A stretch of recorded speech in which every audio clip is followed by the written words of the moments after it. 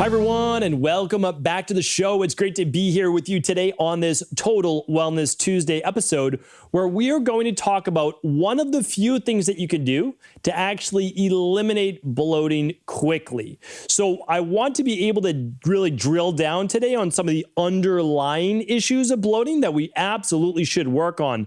But believe it or not, there are a few quick things that you can do to eliminate bloating with certain meals in foods, and I want to share those things with you here today. So overall, if you are a true holistic practitioner, I believe that you should help people in the short term with their symptoms while working on those long-term rebalances, right? So we know that there's always an underlying root cause to why you're feeling bloated. So the main reasons to why you're feeling bloated is that you have candida overgrowth in your gut.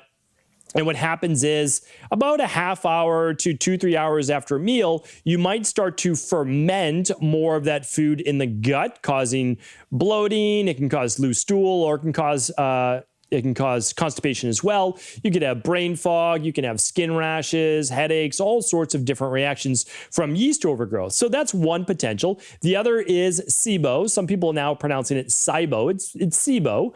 And when we look at SIBO, small intestinal bacterial overgrowth, we're looking at an overgrowth of not just yeast and candida, which is oftentimes present with SIBO, but actually bacterial overgrowth in your gut, namely your small intestine, which is the largest part of your intestinal tract. Now, with small intestinal bacterial overgrowth, it could actually be beneficial bacteria. It could be good bacteria there, but it's just overgrown. It's abundant, or there's what's called a form of dysbiosis. So we run a lot of bacteria and parasite stool testing, and oftentimes we don't always see what we call negative bacteria, or you call it bad bacteria. But we'll see is the good bacteria is actually overgrown and imbalanced. So basically, there's not enough lactobacillus-based bacteria to crowd out a lot of the bifidobacterium-based bacteria. So that's a potential, and that's going to cause gas and bloating, all sorts of different issues. And then there's H. pylori. H. pylori is a big one, oftentimes in the stomach, and yes, it can move down the digestive tract. And what happens is that changes the stomach acid as well in the stomach. It can lead to mucosal inflammation. It can lead to ulcers in your stomach. One of the most common reasons for gastric ulcers is H. pylori. It's so common as well, and that's why it's good to test for that too. And then there's another one, which is parasites. So those are the four main reasons why people have gas, bloating, constipation, loose stool, acid reflux, you name it. But believe it or not, if you're getting that bloating within 30 minutes of a meal, it could actually also be a lack of stomach acid and or a lack of enzymes. And the fastest way then to relieve that bloating with very little, if any, repercussions, like negative side effects, would be with enzymes. Now, the interesting thing about enzymes are they are present in almost every living food. So when you take in vegetables, there's going to be enzymes in vegetables. We'll talk about that. When you take in fruit, there'll be enzymes in fruits. Same with starches, those types of things. Now, let's look at it this way. The reason why these foods have enzymes is not just for us, but when these foods need to biodegrade, let's say an apple falls to the ground, it crushes that cellular wall structure inside of the apple, and then that apple begins to degrade itself. It literally eats itself with those enzymes, and that's because it has to. If not, we would have fruit and veggies lasting forever, right? So how do you get things to last longer? Well, you take out the enzymes, right? So when you want to cook something, can something, whatever it might be, typically you're cooking it out. You're getting rid of the enzymes. You're keeping it in more of an acid-based environment, and that's going to allow it to cure or last longer. So that's a simple way, but we have to understand is I don't have an issue with people cooking their food. Some foods are actually more nutritious when they are cooked, and you can check out my podcast I did, and we'll try to link it up for you today. Today's episode 1754. I believe it's episode 1754. Yes, it is. So StephenCabral.com/1754. We'll try to link this up for you, but it's basically like the nutrition of cooked versus raw versus frozen-based foods. And you'll see that with a lot of veggies, actually some are much more beneficial when they are cooked, especially our cruciferous-based vegetables. Now, there's a time and place for everything, I understand. But let's say we cook these foods, and we cook most of our foods like we do in most cultures, Western-based cultures. Well, what happens is above about 118 degrees, those enzymes start to get broken down. And again, I don't know that's necessarily all bad. Do I think that you should include some raw food in your diet? Yes, and that's why I'm a huge advocate of smoothies, because smoothies break down the food, still contains the enzymes. You eat that, you still get the enzymes, but it's also not so hard to digest all of that food. But anyway, I digress. So let's go back. Let's move into those enzymes. What do the enzymes do? Well, the enzymes, just like in the apple analogy, break down the food. So if you were to put out some oatmeal or some whatever it might be, you could just add some enzymes to that amylase, and you would watch that oatmeal actually turn to a puddle, basically, of water, because it would be breaking it down right in that bowl. And if you were to get more of these enzymes into your own body, well, what does it do? Well, it gives your stomach a little bit more of a rest. Now, a lot of people say, well, if you take that many enzymes, your body's going to be reliant on the enzymes. That is not necessarily true. And we haven't seen that play out in our practice. It is theorized by some people, but we've not seen that play out. I'm going to give you two reasons why. One, when you are eating foods, you go out in nature, you see a food, you eat that apple. We'll stick with the apple analogy. That apple has enzymes. That does not mean your body's going to stop producing the enzymes it would need, like, let's say, a xylanase to break down that apple. So you're not going to stop. If you get those enzymes from nature, great. You need to then have less of your own, less of those pancreatic enzymes coming to the small intestine, the duodenum, etc. But here's what also happens. As we age, people typically produce less stomach acid, which helps to break down proteins. As we age, we oftentimes produce less enzymes, which help break down all of our foods. So it's really important. I would not fall into the camp as believing that enzymes are going to be harmful. I really don't believe that, and especially if we're only using them, with basically whole food meals, like the meals that we really need them with. And I want to share with you today, because I really want to demystify this. Enzymes can be something that would allow you to go out to eat, would allow you to enjoy a lot of healthy foods too, and be able to break them down to a better degree, because we know there's a lot of great nutrition in some of these foods that cause you bloating. And if it causes you bloating, that's not a food sensitivity. Now, you have to run a food sensitivity test to see if that's an issue. It might be. But if you get bloating within 30 minutes, it's not really a food reaction. I mean, it can be. It's typically a digestive reaction, meaning that it's sitting there in your stomach and the transit time is too slow. So it's not moving through your stomach fast enough. So it's putrefying. And I will also link up my show on food combining. You can check that out as well. We'll link that up at stephencabral.com/1754 just to make it easier for you. But you can always search all my previous podcasts at stephencabral.com/podcasts. And you'll be able to see all the previous podcasts there. You can type in a keyword such as food combining, and you'll see all my shows that I talked about food combining on. So that's that. What I want to do, though, is demystify these enzymes, because they can be a game changer. And in our practice, they are a game changer. We put almost everyone on an enzyme for the first 12 to 16 weeks of their protocol. And the reason is they then need less energy for digestion. So now they get more energy back for their life, because about 30% of our energy goes towards digestion. If we can save you even just a little bit, well, how do you feel with 5% more energy per day, 10% more energy? Well, you feel pretty fantastic. Like, that's the truth. And the other part is this, is that a lot of people are trying to eat better and better foods, which I commend them for doing that. And I say, keep going with it. However, they are not able to extract all the good nutrition from that because the foods aren't being broken down well enough, right? Because their digestion isn't strong enough. They might be dealing with the candida overgrowth, the small intestinal bacterial overgrowth, the H. pylori, parasites, etc. So could you do a CBO protocol to help rebalance the gut? Yes.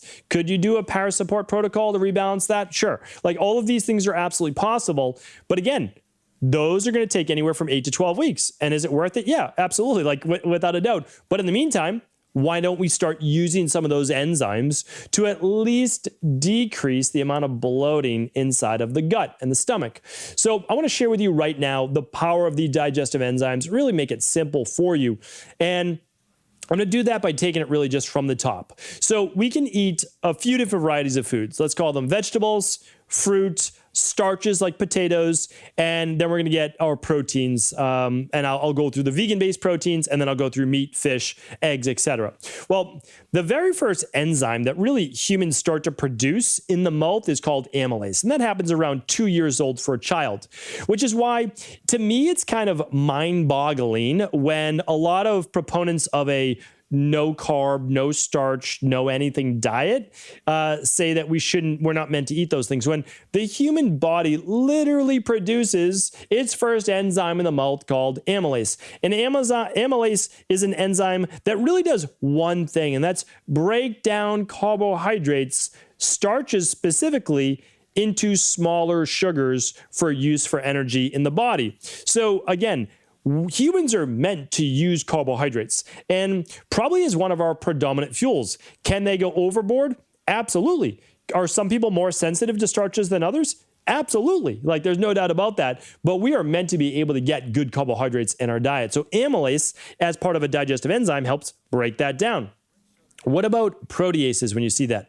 Well, actually, I'll come back to proteases because it's a different food group, even though it kind of combines with all. I want to go through these a little bit more succinctly, so let's kind of stay with one food group. So amylase breaks down starches. Think of it as root veggies, parsnips, potatoes, etc. Then we have glucoamylase. Glucose amylase is those same starches, and it takes these big, long chains, and it breaks those down, these sugar chains, these polysaccharides, into smaller ones. So glucoamylase breaks it down into smaller sugars. And again, sugars aren't bad for us. Yes, processed sugar is, but sugar from carbs, not necessarily bad, again, unless we overdo it. And we all have kind of our limit and our sensitivity to right now. It's my belief, because I've seen it over and over in our practice, that we can do something like a 21-day detox or a 21-day fat velocity plan, and then slowly begin to integrate those back into the diet. You can just check out our functional medicine detox over at Equal Life or Fat Velocity for how to do that specifically if you're trying to lose weight and rebalance your health. Okay. The next one is this. It is maltase, and maltase is breaking down malt and some types of grains. So if you see maltase in an enzyme, that's going to help. Now, let's say that you were to drink beer, right? Well, it might be a good idea to get some more maltase into your enzyme formula in order for you to be able to better break down beer, especially if you're someone that enjoys consuming that. All right, invertase. If you've seen this before, that is breaking down all sorts of different types of sugar molecules from really any type of glucose into easier to absorb forms inside of the bloodstream. Phytase. A lot of people talk about phytic acid as one of those things in plants that can inhibit certain types of minerals from being absorbed. I have a whole show on phytic acid. You can check that out as well just by going to stephencabral.com/podcast. There's two sides to the story of phytic acid. There's the one where it can actually be protective against some types of colon cancer and things like that inside of the colon. And then there's the one where it's blocking absorption of certain minerals. There's always a middle point. That's what people miss, and you can check out that show as well. So phytase helps break down that phytic acid.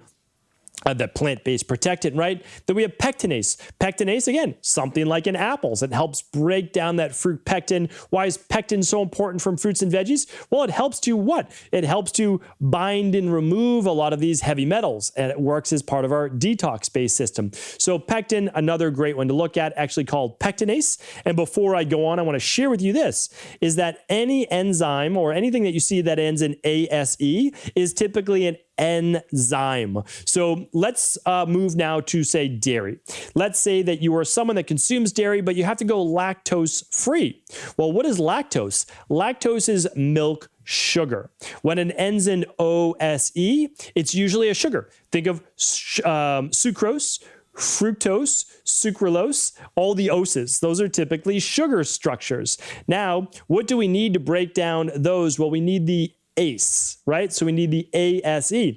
So when we look at lactose, well, what do we need? We need lactase. Lactase, the enzyme, is going to help break down those milk sugars, which could lead to bloating, gas, etc. So you take some lactase with that, well, you're going to get less than of the bloating and gas because you're giving yourself the mineral to break down the sugar in there. Now, if you were to drink raw milk or raw-based varieties, you might not get as much bloating, gas, etc. because as long as it's fresh, the enzyme lactase is already present in that milk as well. But again, I know a lot of people don't have access to, or don't believe in, or don't care to drink raw-based products.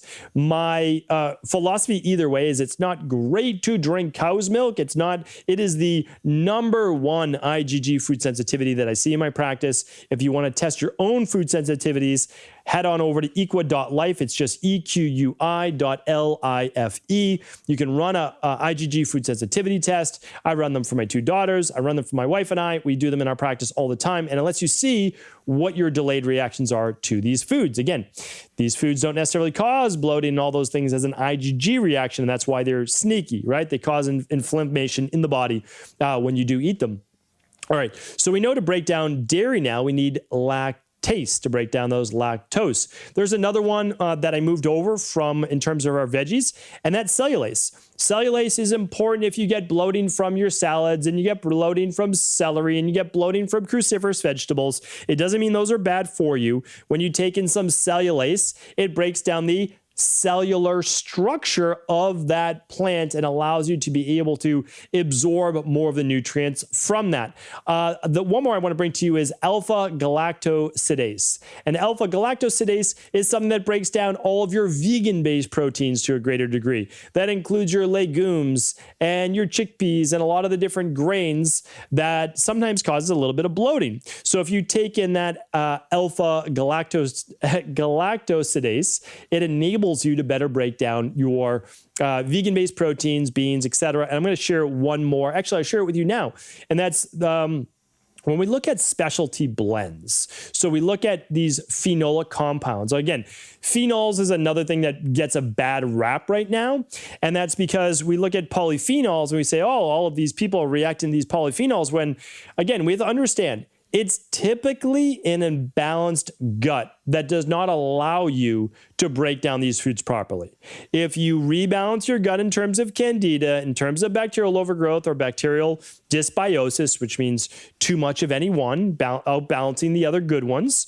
If we look at the H. pylori and we look at the parasites, if we correct that, and people oftentimes have 1 or 2 of those, not usually all 4, you're able to rebalance that. I mean, again, I had high candida overgrowth. It was actually spreading throughout my entire body, in my stomach, up my esophagus when I had an endoscopy. Brutal, right? So it took me some time, and I got rid of that, which is one of the ways that I was able to heal. I got rid of my small intestinal bacterial overgrowth before it was even popular 20 years ago, and I got rid of my H. pylori. To my knowledge, I never had parasites, but I did so much gut work. Maybe I didn't, it just wiped those out because I've retested for parasites many, many times. So that's going to help you with histamine levels. It's going to help you with all sorts of digestive issues. But all these people going on drastic elimination plans, I get it for the first 3 weeks or 6 weeks or so, but you can't stay like that for the rest of your life. That's not how humans are meant to eat. Just because it causes you discomfort to eat some of these veggies and fruits, it's not the vegetables and the fruits' fault. It's that you have an imbalanced gut microbiome. We don't want to just stay away from them, and we want to correct the overall issue. And again, in our practice, we do that with things like the CBO protocol. We do it with the bacterial and parasite stool test, by doing the Candida metabolic and vitamins test. So the IgG food sensitivity test, those are all great to do. But what we want to do is understand that in the short term, you can still use enzymes to break these things down so you don't get the bloating as much in the beginning. And there are products that allow you to do that. And the glucoamylase that I talked about before, the galactosidase that I've talked about before, and also a compound called DPP4. Let me see if I can show you this specifically on DPP4 and some of the research. I don't have it right in front of me, but what I can say is this, is that DPP4 was actually created as a specific proteolytic enzyme to help children with autism better utilize and break down gluten if they were to get it, because we know oftentimes the gut can be compromised in autistic-based children. Well, we don't use it just for autistic children in our practice. We use it for all mood-based issues, anybody with potential gluten sensitivity, and DPP4 can be really helpful with that, and typically we use it as part of an overall enzyme.